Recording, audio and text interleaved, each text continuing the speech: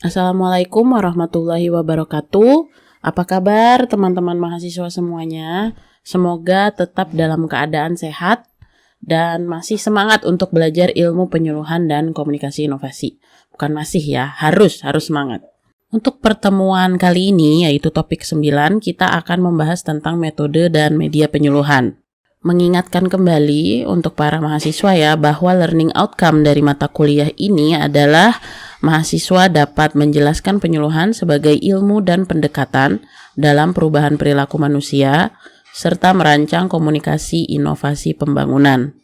Sedangkan untuk learning objectives pertemuan kali ini, pertama, mahasiswa dapat menjelaskan pengertian metode dan media penyuluhan dan komunikasi inovasi. Kemudian mahasiswa dapat menjelaskan kesesuaian metode dan media menurut jumlah warga belajar atau penyuluhan, tahap adopsi dan difusi, dan menurut indera yang dipengaruhi.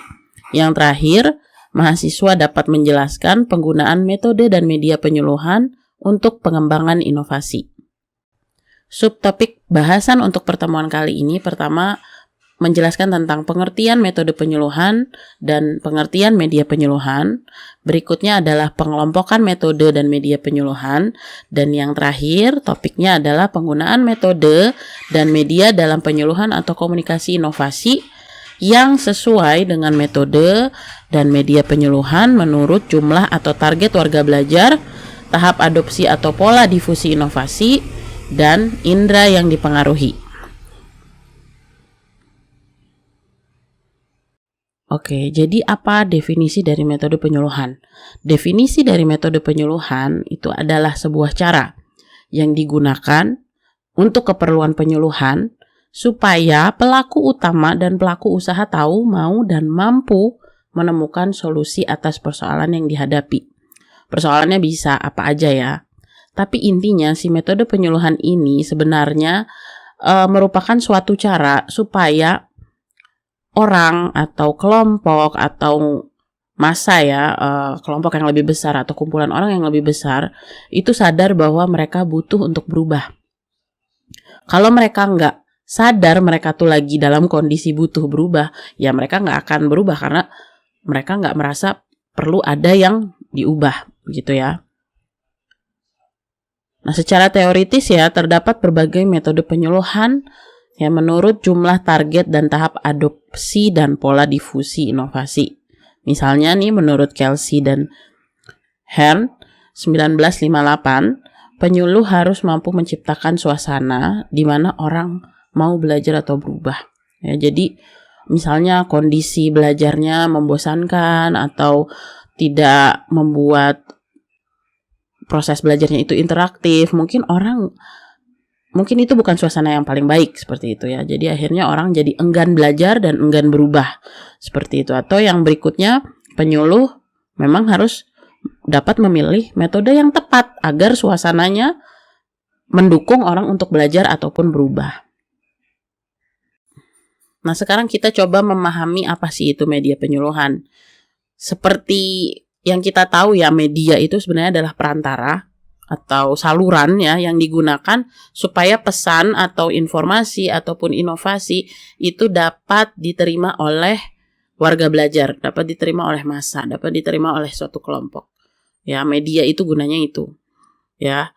Apa bentuk-bentuk media? Kalian pasti sudah tahu ada yang tercetak ya, menggunakan visual, audio visual, koran, poster, PowerPoint, radio, bisa juga dalam bentuk film, video, ya.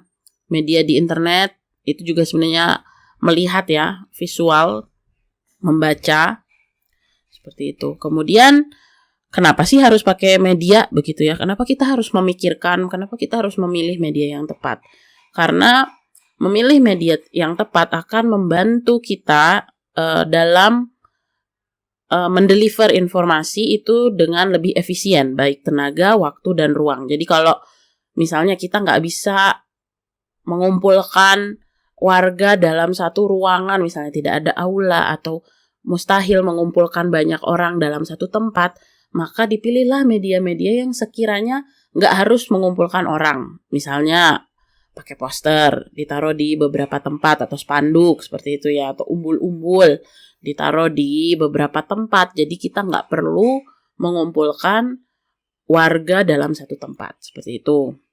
Kemudian kegunaan berikutnya membantu warga belajar secara mandiri untuk membantu menemukan solusi ya, termasuk pengembangan kapasitas dalam aspek on-farm maupun off-farm. Jadi dengan adanya media ini ya, dengan menggunakan media itu ada proses di mana tentu media yang tepat ya, ada proses di mana itu dapat men-trigger para warga untuk bisa memahami, oh kita tuh seharusnya melakukan apa sih gitu ya.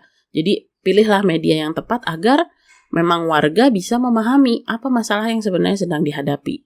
Dan yang terakhir, memberi stimulasi dan menumbuhkan semangat ya dalam pembelajaran agar didapat pengalaman belajar yang bermakna. Jadi berbagai macam bentuk media ya, misalnya seperti kita kasih nonton YouTube terus misalnya videonya kasus-kasus yang menggugah emosi misalnya. Nah, mereka itu akan lebih terstimulasi karena oh ternyata ini toh dampaknya.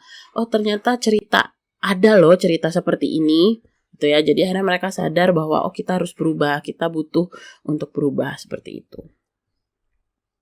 Nah, berikutnya kita akan melihat ya pengelompokan metode dan media penyuluhan. Jadi di sebelah kiri ini ada pengelompokan media menurut indera yang distimulir ya. Yang paling pertama, yang paling yang paling mudah ya, yang paling mudah orang mengambil memusatkan perhatian itu ketika ada visual apa yang dihadapkan di depannya. Kemudian ada yang terperaga, maksudnya ada yang dipraktikkan ya, karena ada sesuatu hal yang dilakukan maka orang akan memperhatikan aktivitas tersebut. Kemudian audio ya, hanya mendengar, dan yang terakhir audio visual ya, mendengar dan melihat seperti itu. Kemudian yang sebelah kanan ini adalah metode menurut jumlah orang yang dipengaruhi ya. Jadi kita saat menentukan metode kita harus tahu dulu kita akan berhadapan secara individu, kelompok, atau justru massa.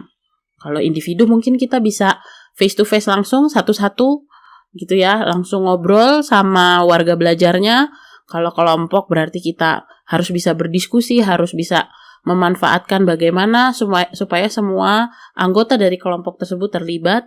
Kemudian kalau massa, apa yang paling efektif? Bagaimana cara yang paling efektif agar pesannya langsung tersampaikan ke banyak orang? Nah, ini sudah dikasih lihat ya tentang ilustrasi metode pembelajaran. Mana metode yang kira-kira memang mendorong terjadinya pola belajar yang pasif, mana yang mendorong pola belajar aktif. Di sini kalau kita lihat di sebelah kiri ya, ini dari 90% sampai 50%. Yang paling besar itu yang aktif ya persentasenya, yang paling kecil itu pasif. Dan di sini dikelompokkan bahwa yang paling aktif itu adalah metode belajar kinestetik ya. Kemudian ke atas semakin pasif itu visual ya, dan yang paling pasif itu adalah hanya mendengar saja, auditori. Di sini kita lihat ya, yang paling bawah itu yang 90%, yang paling aktif itu adalah ketika si warga belajarnya itu sendiri mencoba menerangkan sesuatu ke orang lain, mencoba mengajarkan sesuatu ke orang lain, mencoba menjelaskan sebuah informasi kepada orang lain. Kenapa ini dibilang aktif? Karena si orang yang menjelaskan itu akan mengevaluasi, karena dia langsung bertemu dengan lawan bicaranya kan. Misalnya dia menjelaskan, ini adalah bla bla bla, ngerti nggak? Enggak. Oke, dia akan mikir lagi nih, si penyampainya akan berpikir lagi, oh mestinya gini caranya. Coba saya ganti kata-kata saya. Coba saya pelajari terlebih dahulu supaya saya lebih jelas dalam menyampaikan informasi yang saya maksud. Itulah kenapa disebut aktif, karena si penyampainya akan terus merefleksikan apa yang sedang dia bicarakan ke orang lain. Oh caranya harus begini supaya dia ngerti. Oh kata-kata yang saya pilih harus seperti ini. Apakah suara saya terlalu kecil? Apakah suara saya terlalu besar? Apakah saya bicara terlalu cepat-cepat? Kayak gitu ya. Jadi ada proses refleksi, proses belajar yang langsung dialami oleh si penyampainya. Oke. Yang berikutnya adalah practice doing. Jadi maksudnya dia langsung melakukan sesuatu. Jadi mungkin ada penjelasan harus ngapain ya, step-step gitu ya, terus langsung dipraktikkan. Nah, karena dia mempraktikkan secara langsung, jadi menempel pada ingatannya ya, karena dia langsung praktek begitu. Sama kayak misalnya kita masak ya, kalau cuman ngeliatin aja belum tentu kita bisa masak. Tapi karena kita langsung praktek sendiri, oh ternyata memanasin apinya harus segini loh, ternyata masukin bawangnya setelah ini loh, itu akan lebih paham dan lebih tahu maksudnya ketika dia langsung praktek. Kemudian makin ke atas ya, discussion, terus demonstrasi. Demonstrasi kalau cuman memperlihatkan aja begini loh cara kerjanya tanpa si warga belajarnya langsung praktek, dia dianggapnya sudah ke arah pasif ya. Jadi nggak bisa cuman demonstrasi doang, harus ada prakteknya langsung. Dan sampai yang paling pasif itu adalah kuliah ternyata ya. Kuliah karena apa? Karena satu arah. Ya, dosen ngomong aja terus abis gitu mahasiswanya mendengarkan. Makanya itu makin pasif ya, karena tidak interaktif. Yang sebelah kanan ya, yang sebelah kanan itu justru sama ya, yang paling pasif itu juga membaca, dan yang paling aktif itu melakukan sesuatu ya. Warga belajarnya melakukan sesuatu, misalnya di sini disebutkan melakukan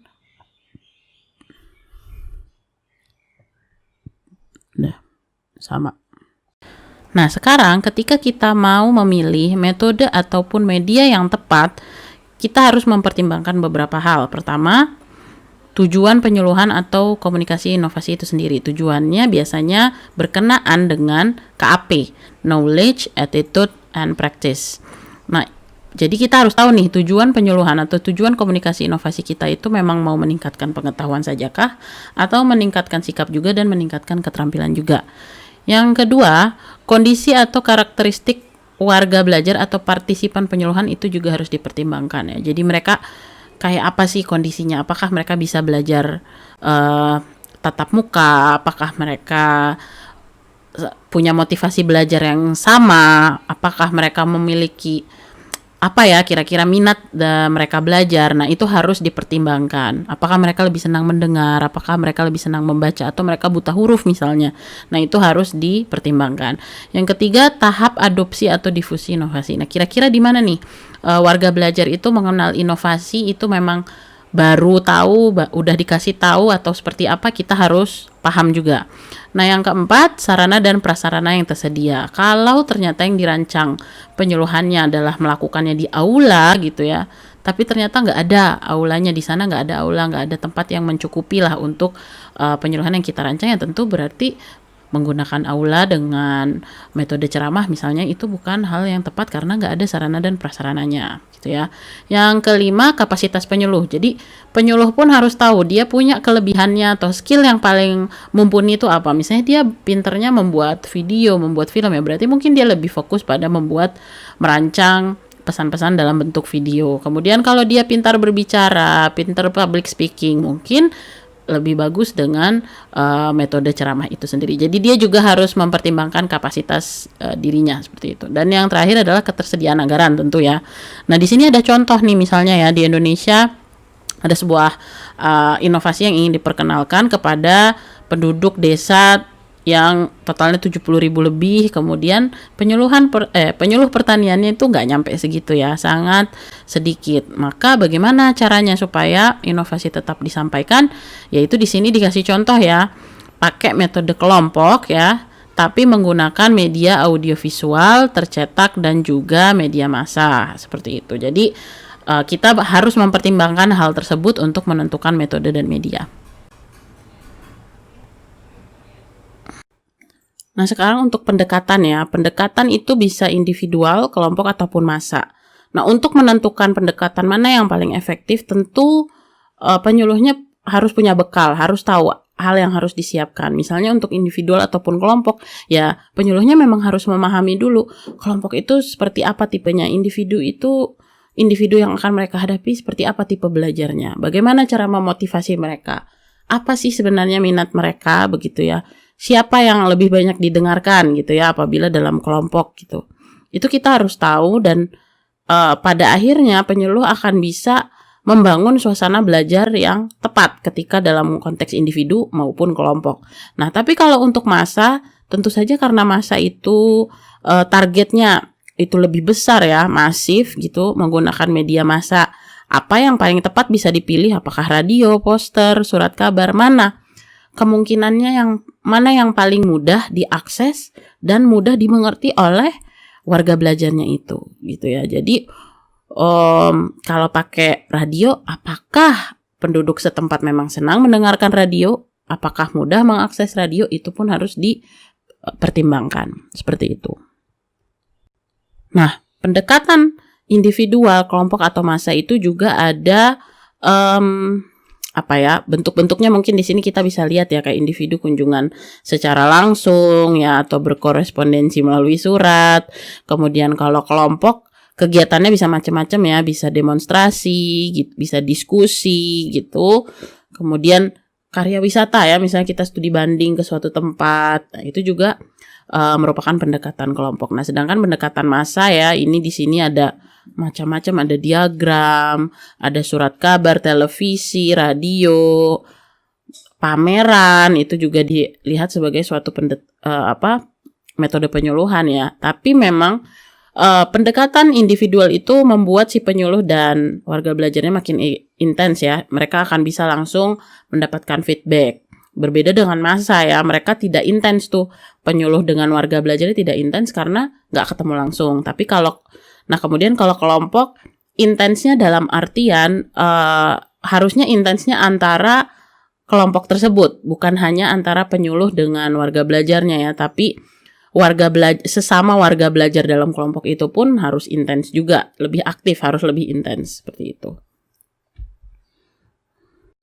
Oke, media dalam penyuluhan itu dibagi dalam 2 tipe ya. Yang pertama tradisional dan yang kedua saluran media massa. Kalau dalam media tradisional itu biasanya mereka menggunakan pengetahuan-pengetahuan atau adat-adat setempat ya. Misalnya penggunaan wayang, misalnya acara sedekah bumi itu ada penayangan wayang yang menyatakan pentingnya kenapa sih kita harus melakukan sedekah bumi gitu ya. Jadi di situ ada proses penyampaian informasi mengenai pentingnya melakukan sedekah bumi misalnya ya, seperti itu. Kemudian juga ada tarian atau nyanyian ya, senandung-senandung yang memang isinya ada himbauan, ada pengetahuan di situ untuk warga belajarnya. Kemudian bisa juga misalnya menggunakan kearifan lokal ya, misalnya larangan-larangan nggak boleh pembalakan liar, misalnya nggak boleh ngambil panenan laut ya, sasi misalnya, itu nggak boleh terus dilakukan pada waktu-waktu tertentu. Itu kan ada kepercayaan atau kearifan lokal. Kemudian yang terakhir melalui tokoh atau pemimpin setempat ya. Dan yang saluran media massa itu dari tadi sudah kita bicarakan ya. Bisa film, bisa radio, bisa televisi dan lain-lain. Nah, tadi kan waktu kita mau menentukan metode dan metode dan media penyuluhan, kita harus tahu salah satunya adalah tujuan belajarnya atau tujuan kenapa kita melakukan komunikasi, inovasi atau penyuluhan. Ya, jadi di sini tujuan belajar itu kan dibagi atas 3 ya, ada knowledge, attitude, dan practice. Nah, itu masing-masing tujuan belajar ini akan punya strateginya sendiri dan ada metode penyuluhannya sendiri ya. Maksudnya ada yang paling cenderung digunakan.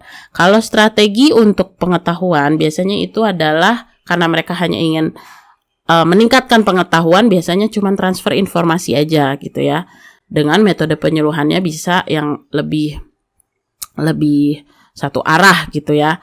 Misalnya di sini media massa, ceramah ataupun dialog terpimpin. Nah, ketika tujuan belajarnya adalah attitude ya, merubah sikap, itu mungkin strateginya nggak cuma transfer informasi ya, nggak bisa cuma transfer informasi, tapi harus belajar dari pengalaman supaya mereka bisa bahasanya relatable gitu ya, mereka jadi lebih paham kenapa saya harus mengetahui hal ini, kenapa saya harus belajar tentang sesuatu.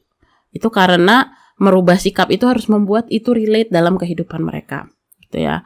Misalnya metode penyuluhannya bisa diskusi kelompok ya, mereka bicarakan kenapa sih hal ini penting, kenapa sih kita harus lebih sadar akan masalah ini gitu ya, melalui diskusi atau coaching ya. Jadi memang ada proses proses terbimbing. Kemudian practices itu strateginya justru harus latihan, karena practice itu kan membiasakan membuat mereka terampil ya, jadi perlu ada latihan langsung. Nah, cara atau metode penyuluhannya itu demonstrasi ya, secara langsung dan dipraktekkan oleh warga belajarnya. Nah, ini ada prinsip-prinsip pemilihan metode menurut Gunardi ya. Jadi di sini dijelaskan bahwa semakin kecil jumlah sasaran penyuluhan, semakin efektif komunikasinya. Sebaliknya, semakin banyak sasaran yang dapat dijangkau, maka semakin efisien. Jadi memang ketika jumlah warga belajarnya sedikit, kita bisa berkomunikasi secara efektif, betul. Tapi apakah efisien? Belum tentu. Karena kita harus satu-satu ngadepin orang. Tapi semakin banyak sasarannya, itu semakin efisien. Karena dalam satu waktu kita bisa langsung ngomong ke banyak orang. Seperti itu ya. Kemudian yang kedua, metode-metode penyuluhan yang menggunakan cara berkomunikasi terberaga lebih aktif daripada terbaca. Ya, jadi metode-metode yang kita melakukan sesuatu, melakukan demonstrasi itu akan lebih efektif daripada dikasih bahan bacaan. Oke. Yang ketiga, metode yang menggunakan cara berkomunikasi terbaca lebih efektif daripada terdengar saja. Oke. Jadi metode di mana kita berkomunikasi kemudian membaca sesuatu itu lebih efektif daripada kalau orang diem aja cuman dengerin nggak baca apa-apa dulu. Yang keempat, makin banyak indera yang dimanfaatkan oleh sasaran untuk menangkap rangsangan dalam suatu acara penyuluhan, maka semakin efektif komunikasi dalam acara tersebut. Jadi gini, komunikasi yang mengaktifkan seluruh indera kita, indera penglihatan, indera mendengar, indera menyentuh ya, memegang sesuatu, kemudian merasakan, mencium sesuatu ya, itu akan membuat komunikasinya semakin efektif. Jadi misalnya seperti ini, ketika lagi belajar, kalau cuma ceramah, berarti yang diaktifkan ceramah tanpa ada bahan bacaan, berarti yang diaktifkan hanya pendengaran. Tapi kalau dikasih bahan bacaan, berarti pendengaran dan mata. Terus kalau misalnya nih, kita lagi praktek, mereka harus bergerak kan, jadi mereka harus memegang sesuatu. Indera yang lain diaktifkan lagi, yaitu indera perasanya. Kemudian bisa jadi praktiknya itu memasak. Ya, mereka harus mencium. Ini loh bau bawang putih, bau bawangnya atau bau bumbunya harus udah keluar dulu, baru yang lainnya dimasukin. Nah, itu indera lain pun diaktifkan. Terus ngerasain, ya, dirasain masakannya enak apa enggak. Itu juga mengaktifkan indera lain. Jadi, semakin banyak indera yang diaktifkan ketika belajar, maka akan semakin efektif komunikasinya. Lalu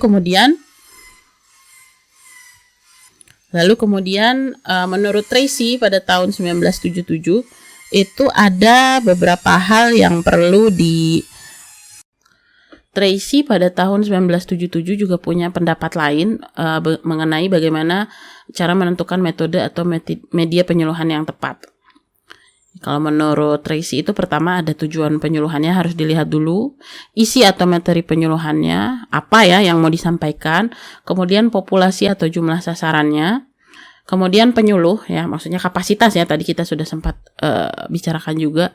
Kemudian ini ruang atau perlengkapan fasilitas bisa kita lihat sebagai sarana, prasarana ya, waktu dan juga biaya. Itu hal ini memang harus dikaji terlebih dahulu, harus ditentukan terlebih dahulu agar metode dan media yang dipilih memang tepat atau sesuai dengan faktor-faktor ini ya. Ini mungkin ada salah satu contoh ya tentang metode dan media penyuluhan. Green TV IPB itu punya suatu video yang berjudul Benarkah MSG berbahaya untuk dikonsumsi? Ya, silakan ditonton video tersebut. Terima kasih banyak ya, semoga apa yang saya sampaikan dapat dipahami oleh teman-teman mahasiswa semua. Assalamualaikum warahmatullahi wabarakatuh.